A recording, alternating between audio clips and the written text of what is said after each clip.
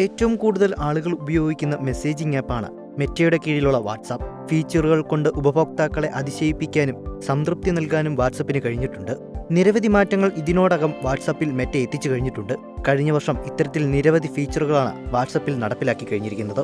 ഇത് ഈ വർഷവും തുടരുമെന്നാണ് റിപ്പോർട്ടുകൾ. ഉപഭോക്താക്കളുടെ പ്രൊഫൈൽ ചിത്രങ്ങൾ സ്ക്രീൻഷോട്ട് എടുക്കുന്നതിൽ നിന്നും തടയുന്ന ഫീച്ചർ വാട്സാപ്പ് ഇതിനോടകം അവതരിപ്പിച്ചു കഴിഞ്ഞു. ഉപഭോക്താക്കളുടെ സ്വകാര്യതയിലേക്കുള്ള കടന്നുകയറ്റം ചെറുക്കുക എന്നതാണ് പുതിയ ഫീച്ചറിന്റെ ലക്ഷ്യം.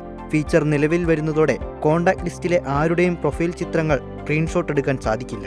അധികം വൈകാതെ വാട്സപ്പ് സ്റ്റാറ്റസായി ലൈവ് വീഡിയോ അപ്ലോഡ് ചെയ്യാനും സാധിക്കുന്ന ഫീച്ചർ എത്തും.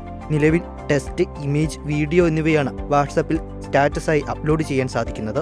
പുതിയ ഫീച്ചർ എത്തുന്നതോടെ സ്റ്റാറ്റസ് ഇനി ലൈവ് ആക്കാൻ സാധിക്കും. മറ്റൊരു മാറ്റം വാട്സാപ്പിൽ ലഭിക്കാൻ പോകുന്നത് പോക്ക് ഫീച്ചറാണ്.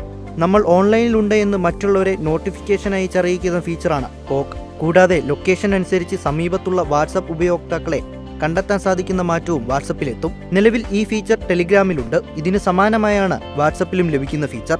വാട്സപ്പിൽ വന്ന ഏറ്റവും വലിയ മാറ്റമായിരുന്നു വാട്സപ്പ് ചാനലുകൾ. വാട്സപ്പ് ഗ്രൂപ്പുകളെക്കാൾ മികച്ച ഫീച്ചറായാണ് ചാനലുകൾ അവതരിപ്പിച്ചത്. ഇതും ടെലഗ്രാമിന് സമാനമായ മാറ്റമായിരുന്നു.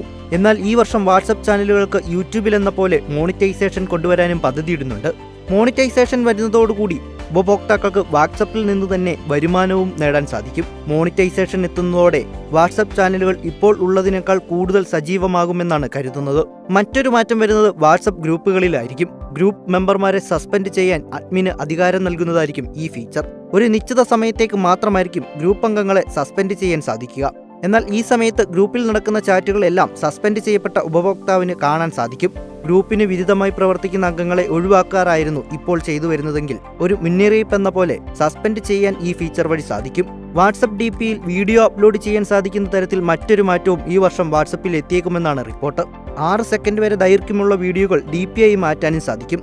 അതേസമയം വാട്സപ്പിൽ സെലിബ്രിറ്റികൾക്ക് ആരാധകരുമായി സന്ദേശങ്ങളിലൂടെ ബന്ധപ്പെടാനുള്ള അവസരവും വാട്സപ്പ് ഈ വർഷം കൊണ്ടുവരുമെന്നാണ് പ്രതീക്ഷിക്കുന്നത്. ഒരു നിശ്ചിത തുക മുടക്കിയാലാകും ഇത്തരത്തിൽ ആരാധകർക്ക് സെലിബ്രിറ്റികളുമായി സംസാരിക്കാൻ സാധിക്കുന്നത്. ഇങ്ങനെ നിരവധി മാറ്റങ്ങൾ മെറ്റ വാട്സപ്പിൽ ഉപഭോക്താക്കൾക്കായി ഒരുക്കിയിരിക്കുന്നു എന്നാണ് റിപ്പോർട്ട്.